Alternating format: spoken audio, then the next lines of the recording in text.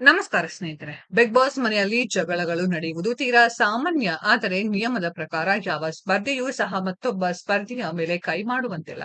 ಹಾಗೊಮ್ಮೆ ಕೈ ಮಾಡಿದರೆ ಮನೆಯಿಂದ ಎಲಿಮಿನೇಟ್ ಮಾಡಲಾಗುತ್ತೆ. ಆದ್ರೆ ಇದೀಗ ಬಿಗ್ ಬಾಸ್ ಮನೆಯಲ್ಲಿ ಭಾರಿ ಗಲಾಟೆಯೇ ನಡೆದಿದೆ. ಇಬ್ಬರು ಸ್ಪರ್ಧಿಗಳು ಬೀದಿ ರೌಡಿಗಳಂತೆ ಹೊಡೆದಾಡಿಕೊಂಡಿದ್ದಾರೆ. ಬಿಗ್ ಬಾಸ್ ಮನೆಯಲ್ಲಿ ಜಗಳ ಸಾಮಾನ್ಯ. ಆದರೆ ಬಿಗ್ ಬಾಸ್ ಮನೆಗೆ ಹೋಗುವ ಮುಂಚೆ ಸ್ಪರ್ಧಿಗಳಿಗೆ ಷರತ್ತು ವಿಧಿಸಲಾಗಿರುತ್ತೆ. ಯಾರೂ ಸಹ ಯಾರ ಮೇಲೂ ಸಹ ಹಲ್ಲೆ ಮಾಡಬಾರದು, ಕೈ ಎತ್ತಬಾರದು ಎಂದು. ಒಂದೊಮ್ಮೆ ಹೀಗೆ ಯಾರ ವಿರುದ್ಧವಾದರೂ ಕೈ ಎತ್ತಿದರೆ ಕೂಡಲೇ ಆ ಸ್ಪರ್ಧಿಯನ್ನ ಎಲಿಮಿನೇಟ್ ಮಾಡಲಾಗುತ್ತೆ. ಕನ್ನಡ ಶೋನಲ್ಲಿ ಈ ಹಿಂದೆ ಹೀಗೆ ಸಹ ಸ್ಪರ್ಧಿಯ ಮೇಲೆ ಕೈ ಮಾಡಿದವರನ್ನ ಎಲಿಮಿನೇಟ್ ಮಾಡಲಾಗಿದೆ.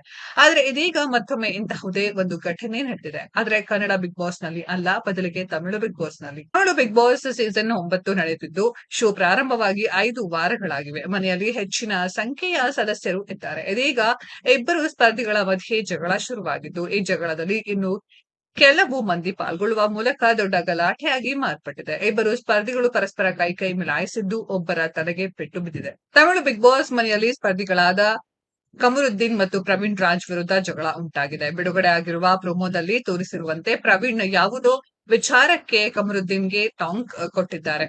ಆದ್ರೆ ಇದರಿಂದ ಸಿಟ್ಟಾದ ಕಮರುದ್ದೀನ್ ಏಕಾಏಕಿ ಪ್ರವೀಣ್ ಮೇಲೆ ಏರಿ ಬಂದಿದ್ದಾರೆ. ಮೊದಲ ಬಾರಿಗೆ ಇತರೆ ಸ್ಪರ್ಧಿಗಳೆಲ್ಲ ಸೇರಿ ಕಮರುದ್ದೀನ್ ಅನ್ನು ತಡೆದಿದ್ದಾರಾದರೂ ಬಳಿಕ ಪ್ರವೀಣ್ ಸಹ ಮುಂದೆ ಬಂದು ಕಮರುದ್ದೀನ್ಗೆ ಒದೆಯಲು ಯತ್ನಿಸಿದ್ದಾರೆ. ಆಗ ಕಮರುದ್ದೀನ್ ಕೈ ಬೀಸಿ ಪ್ರವೀಣ್ ಮುಖಕ್ಕೆ ಹೊಡೆದಿದ್ದಾರೆ. ಏಟಿನ ರಭಸಕ್ಕೆ ಪ್ರವೀಣ್ ನೆಲಕ್ಕೆ ಬಿದ್ದಿದ್ದಾರೆ. ಈ ಜಗಳದಲ್ಲಿ ಇತರೆ ಕೆಲ ಸ್ಪರ್ಧಿಗಳು ಸಹ ಪರಸ್ಪರ ಎಳೆದಾಡಿರುವುದು ಪ್ರೋಮೋದಲ್ಲಿ ಕಾಣಿಸಿದೆ. ಮಾತ್ರವಲ್ಲದೆ ಕಮರುದ್ದೀನ್ ಅವರ ಧರಿಸಿದ್ದ ಅಂಗಿಯನ್ನ ಸಹ ಹರಿಯಲಾಗಿದೆ. ಆದ್ರೆ ಇಬ್ಬರ ನಡುವೆ ಸ್ಪಷ್ಟವಾಗಿ ಯಾವ ಕಾರಣಕ್ಕೆ ಜಗಳ ಶುರುವಾಗಿದೆ ಎಂಬುದು ಪ್ರೋಮೋದಿಂದ ತಿಳಿದು ಬಂದಿಲ್ಲ. ವಿಜಯ್ ಸೇತುಪತಿ ಈ ಶೋನ ನಿರೂಪಕರಾಗಿದ್ದು, ಈ ಇಬ್ಬರ ಜಗಳದ ಬಗ್ಗೆ ಅವರ ವ್ಯಾಖ್ಯೆ ಏನಿರದೆ ಎಂಬುದನ್ನ ಶನಿವಾರ ನೋಡಬೇಕಿದೆ. ಸ್ನೇಹಿತರೆ, ಇದರ ಬಗ್ಗೆ ನಿಮ್ಮ ಅನಿಸಿಕೆಯನ್ನ ಕಾಮೆಂಟ್ ಬಾಕ್ಸ್ ಅಲ್ಲಿ ಕಾಮೆಂಟ್ ಮಾಡಿ. ಈ ವಿಡಿಯೋ ಇಷ್ಟ ಆಗಿದ್ರೆ ಲೈಕ್ ಮಾಡಿ, ಶೇರ್ ಮಾಡಿ, ಚಾನೆಲ್ ನ ಸಬ್ಸ್ಕ್ರೈಬ್ ಮಾಡಿ, ಪಕ್ಕದಲ್ಲಿ ಇರೋ ಬೆಲ್ ಐಕಾನ್ ನ ಹಿಟ್ ಮಾಡಿ. ಮುಂದಿನ ವಿಡಿಯೋದಲ್ಲಿ ಭೇಟಿಯಾಗೋಣ. ಧನ್ಯವಾದಗಳು.